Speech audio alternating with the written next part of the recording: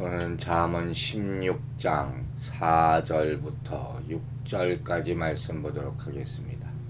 잠언 16장 4절, 5절, 6절 읽겠습니다.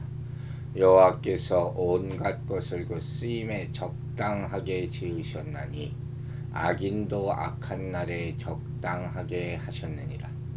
무릇 마음이 교만한 자를 여호와께서 미워하시나니 피차 손을 잡을지라도 벌을 면하지 못하리니라. 인자와 진리로 인하여 죄악이 속하게 되고 여호와를 경외함으로 말미암아 악에서 떠나게 되느니라. 아멘. 자, 4절 말씀 보면 참 특별한 말씀이죠. 이제 처음 이 말씀 읽었을 때 굉장히 놀랐어요. 여호와께서 온갖 것을 쓰임에 적당하게 지으셨는데 악인도 악한 날에 적당하게 하셨다. 참 이제 적당하다는 것은 알맞다는 것이죠. 하나님께서 다 알맞게 쓰신다는 거예요. 심지어 악인까지도. 이게 포인트죠. 여기서 우리가 주목하고자 하는 것이 바로 이 후반부에 있는 악인도 악한 날에 적당하게 하셨다. 세상 살면서 좋은 때만 있는 게 아닙니다. 악한 상황이 올 때도 있죠. 그때 악인들이 역사하는 것 아닙니까? 그래서 우리가 이렇게 힘든 거 아니에요? 이 악인의 역사가 점점 강해지고 교활해지고 광범위해지는 그 뿌리가 그렇게 깊은 거예요. 근데 우리가 한 가지 잊지 말아야 될 사실이 있어요. 결국 모든 것이 합력하여 선을 이루게 된다. 하나님 원망하지 말라는 거예요. 하나님이 악한 분이 아니시죠. 그래서 어떤 의미로 해석하면 악인은 이 재앙의 날에 사용될 자들이다 하는 그런 뜻으로 해석이 된다 하는 것이에요. 그런데 이걸 잘못 해석하면 전반부에 비추어 보서 하나님께서 처음부터 재앙의 날에 사용하기 위해서 악인들을 지으셨다 이렇게 해석할 수도 있어요. 얼핏 보면 그죠? 분명히 온갖 것들을 그 쓰임에 적당하게 지으셨다 이렇게 말씀하셨잖아요. 이게 오해라는 거예요. 만약에 이 말씀이 이와 같은 의미라면 악인이 악을 행하는 것, 그로 인하여 재앙을 받아 망하는 것도 다 하나님께서 그렇게 만들었다 이렇게 생각할 수 있는 것 아닙니까? 그 결국 하나님을 원망하게 된다고 그랬잖아요. 그게 만약에 또 사실이라면 그대로 해석해서 그럼 뭐야? 하나님이 참으로 부도덕한 존재 아닙니까? 주권자로서 횡포를 부리고 있다고 말할 수도 있는 것이고, 그래서 결국 하나님은 선한 존재가 아니라 지극히 악한 존재다. 이런 얼토당토한 결론을 내릴 수가 있다는 거예요. 하지만 우리가 아는 바대로 하나님은 악에 대해서는 알지도 못하는 분이시다 그랬어요. 거룩하신 분이죠. 그래서 따라서 그러한 하나님께서 재앙의 날에 제물로 사용하시기 위해서 악인을 지으셨다는 것은 말도 안 되는 거죠. 하나님은 결코 심판을 의도하고 악을 지으신 일이 없다는 사실을 명백히 깨달아야 합니다. 여러분, 하나님은 인간을 지으실 때 보시기에 좋았더라, 즉 선한 목적을 가지고 지으셨습니다. 그럼에도 불구하고 악인이 생겨나는 것은 뭡니까? 하나님께서 주신 자유의지를 잘못 사용했기 때문이에요. 하나님은 인간을 지으실 때 기계적인 존재가 아닌 스스로 생각하고 판단하여 행할 수 있는 자유의지를 가진 존재로 지으셨잖아요. 그리고 그 자유의지로 자발적으로 선을 택함으로써 하나님이 그에 대하여 가지신 선한 목적을 이루시기를 원하셨다 하는 말씀이에요.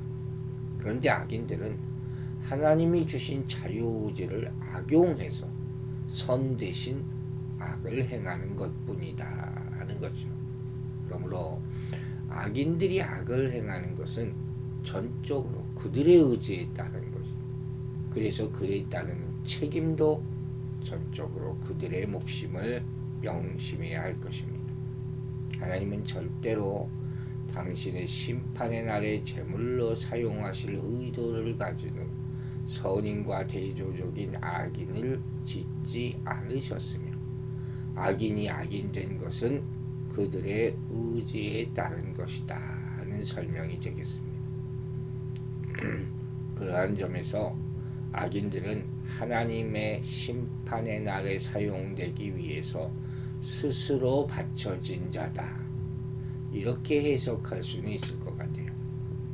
하나님은 현실적으로도 악인들에게 재앙을 내리시지만 특히 마지막 심판날에 악인들 모두를 심판하십니다. 그게 마지막 날이에요. 의인은 구원받고 악인은 심판받는 날. 그런 말미암아 당신의 공의로우심, 능력, 권세, 이것을 밝히 드러내 보일 것입니다. 그걸 믿어야 돼요. 물론 악인들이 그 사실을 알고 바친 것도 아니죠. 그들도 하나님의 심판이 있다는 것을 알고 있어요. 그 결과가 얼마나 처참한지도 인식하고 있어요. 그럼에도 불구하고 그들을 악인의 길로 계속 몰아가게 되는 이유는 그것이 죄의 속성이라는 거예요. 또 어떤 존재들은 하나님의 심판에 대해서 믿지 않아요. 그래서 자기들의 생각이 좋은 대로 육신의 쾌락을 위해서 자신의 의지로 악을 택해서 행함으로 스스로 하나님의 심판의 제물이 되고 만 것이다 하는 그런 말씀이에요. 그러므로 우리는 결론적으로 하나님이 주신 자유의지를 오용해서는 안 되죠.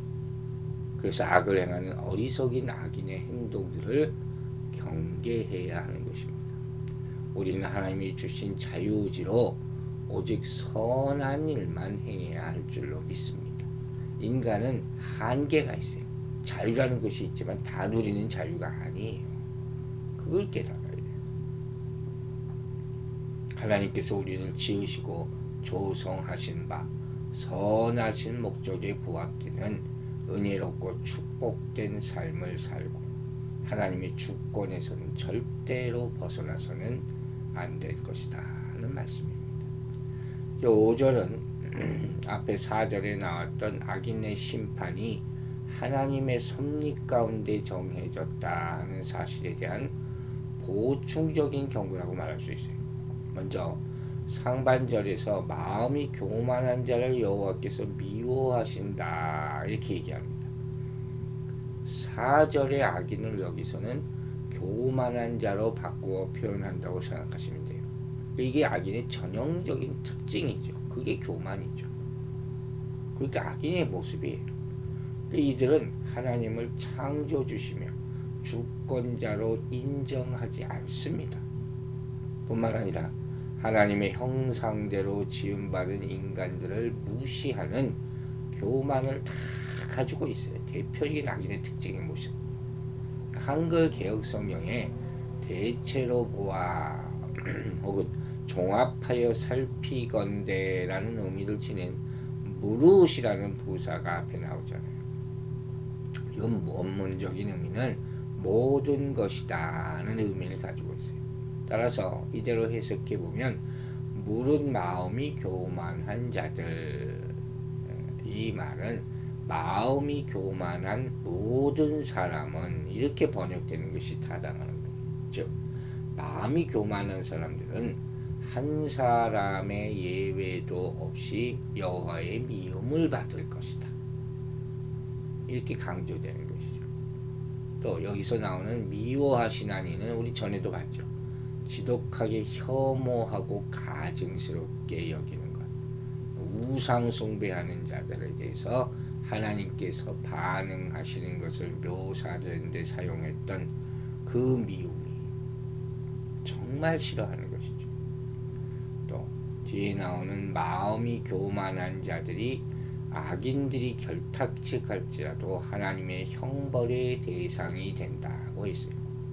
이 하반절은 앞선 나왔던 11장 21절의 상반절 내용과 완전히 일치합니다. 다른 것이 있다면 11장 21절에서는 의인의 자손과 비교하는 맥락에서 악인의 결탁을 말하고 있는데 비해 여기서는 교만한 자들의 결탁을 말하고 있죠. 여러분, 교만한 자들, 악한 자들이 더 잘 뭉쳐요. 이게 문제인 거예요. 이게 문제. 교만한 자들이 그러나 아무리 결탁한다 할지라도 하나님의 심판을 면할 수는 없다. 성경은 말합니다.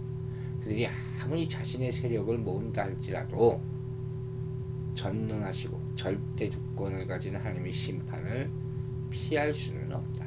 결국은 다 한꺼번에 모아서 망하게 하는 하나님의 심판에 그런 놓이게 될 것이다 하는 것이죠.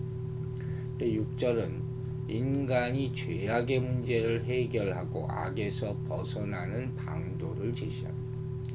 먼저 앞에 보면 인자와 진리로 인하여 죄악이 속하게 된다. 속하게 된다. 대속이죠. 그 얘기예요. 인간의 공로로 속되가 이어지지 않아요. 속죄는 오로지 하나님의 주권에 달린 것이죠. 근데 여기 인자가 진리가 이렇게 말합니다. 인자와 진리. 우리 많이 배운 거죠. 하나님의 인자와 진리. 그렇게 해석할 수가 있죠. 3장 3절에서 인자와 진리를 인간에게 속한 것으로 언급했거든요. 또 상반절에 있는 인자와 진리로 인하여와 대응되는 하반절에 여호와를 경외함으로 인하여가 인간의 태도를 지적하는 것이라는 점에서 본문의 인자와 진리는 인간의 것으로 이해하는 것이 타당하다. 이렇게들 해석을 합니다. 즉 인자와 진리는 인간이 하나님과 인간에 대하여 사랑과 감정과 진실함을 갖는 것. 이걸 말하는 거예요. 그런데 이러한 본문의 내용에 대해서 어떤 사람은 인간의 도덕적인 선행이 구원의 방편이 될 수도 있다. 이렇게 또 잘못 해석하는 거예요. 이 인자와 진리를. 이건 잘못이죠. 왜냐하면 속죄라는 것은 뭐예요? 대속이라는 것은 뭐예요? 하나님의 은총으로 주어지는 거죠. 온전히. 이 윤리적인 사랑으로 그래서 결국 나타나게 될 뿐인 거지. 근본은 하나님이 하시는 것이라 하는 것이죠. 반면에 또 여기서 중요한 건 뭐냐? 성경에서 말하는 지혜는 이방인들이 말하는 지혜와 달리 신앙의 기초를 둔 윤리라는 거예요. 그게 먼저라는 거예요. 이게 밀접한 관계를 갖는 것이죠. 윤리와 신앙, 신앙과 윤리. 윤리를 떠난 신앙이라는 것은 성립할 수가 없어요. 원론적으로 신적인 것과 인간적인 것, 신앙적인 것과 윤리적인 것을 분리해서 생각할 수가 없다는 거예요. 왜냐? 하나님의 성품 자체가 지극히 거룩하고 정직하고 진실하시잖아요. 그 신앙이라는 것이 그런 하나님을 신뢰하고 하나님 거룩하고 정직한 뜻에 순종해서 하나님의 성품을 닮아가는 과정 그 자체이기 때문에 그러므로 그리고 본문에 언급된 인자와 진리는 하나님을 향한 다른 신앙을 가진 자가 삶 가운데 실천하는 윤리적인 모습을 나타내는 것이다. 이렇게 정의를 내릴 수 있을 것 같아요. 또한 여기서 속하게 된다 하는 말의 원어적인 의미는 역청과 같은 것으로 바르다는, 딱 덮다, 덮어버린다. 이 성경에서 이 단어는 죄와 관련해서 속죄하다, 죄를 덮다, 감싸다, 용서하다, 이런 뜻으로 많이 쓰였죠. 법적인 용어 아니면 경제적인 압박에서 자유함을 주는 그런 의미, 굉장히 좋은 의미죠. 이런 생활 현장에서 일어나는 여러 가지 허물을 덮어주고 용서해 준다 하는 그런 말씀이에요. 여기서도 죄를 용서하고 그것을 덮어서 가리움으로 마치 죄가 없는 자처럼 죄의 사슬에서 자유롭게 해준다 하는 의미로 쓰인 것이죠. 이 용서라, 이 신앙에 기초한 이 용서라는 것은 거룩한 삶을 살아야 할 의로운 백성들이 갖추어야 할 가장 기본적이고 은혜롭고 아름다운 자질이다, 이렇게 말할 수 있는 거예요. 상반절에 이렇게 인간과의 관계에서 지향할 바를 제시하고 그 결과를 밝힌 데 이어서 하반절에서는 하나님과의 관계에 있어서 갖춰야 할 태도를 제시하고 그 결과를 밝히고 있습니다. 하나님과의 관계에서 취할 태도는 뭡니까? 여호와를 경외하라. 그 결과 악으로부터 벗어난다. 여러분, 이 정말 평생 중요한 문제예요. 악을 내가 이길 수가 있습니까? 악과 대항하려고 하지 마세요. 그 바보 같은 짓이에요. 나도 악해집니다. 악의 영향력이 그처럼 크기 때문에. 방법은 다른 데 있어요. 뭘까요?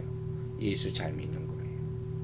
하나님의 뜻을 앞세울 때 악을 물리칠 수 있는 것이죠. 세상의 악함을 보면서 우리는 탄식만 하지 말고 싸우려 하지 말고 하나님께 기도해야 할 줄로 믿습니다. 그 악한 것들이 하나님께 마음을 돌리기를 기도해야 하는 거예요. 그 악한 것이 다 떠나가기를 기도해야 하는 것이죠. 하나님의 응답을 들어야지 이 문제가 해결됩니다. 이렇게 여호와에 대한 경외가 악으로부터 벗어나게 한다 하는 것은 성경에서 계속 나오는 거예요.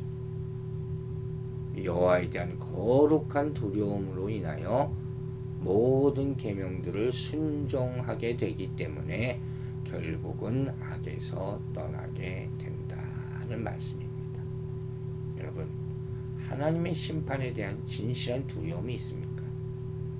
그 두려움, 그 경외감이 비로소 인간을 악에서부터 돌아서게 만드는 거예요. 미워하게 만드는 거예요. 떠나다, 피하다, 제거하다, 어떤 대상 내지는 행동도 멀리하고 거기서부터 철저히 구별되거나 분리되는 것을 나타내는 표현이에요. 악에서 완전히 떠나서 하나님만 경외하는 우리 모두가 되기를 주의 이름으로 축원합니다. 기도하겠습니다. 아버지 하나님, 이 세상에서 벌어지는 모든 일도 우리가 다 이해하지 못하지만 하나님의 섭리 가운데 있음을 믿습니다. 악인도 쓰신다. 하나님은 참으로 놀라우신 분입니다.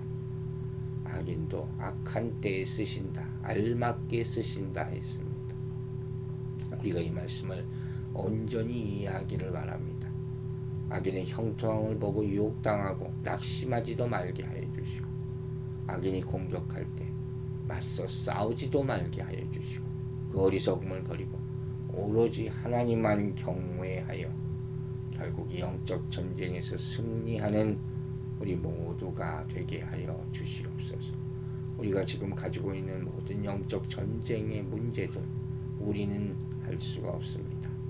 하나님의 전신갑주를 입고 기도로서 말씀으로서 승리하게 도와주시옵소서.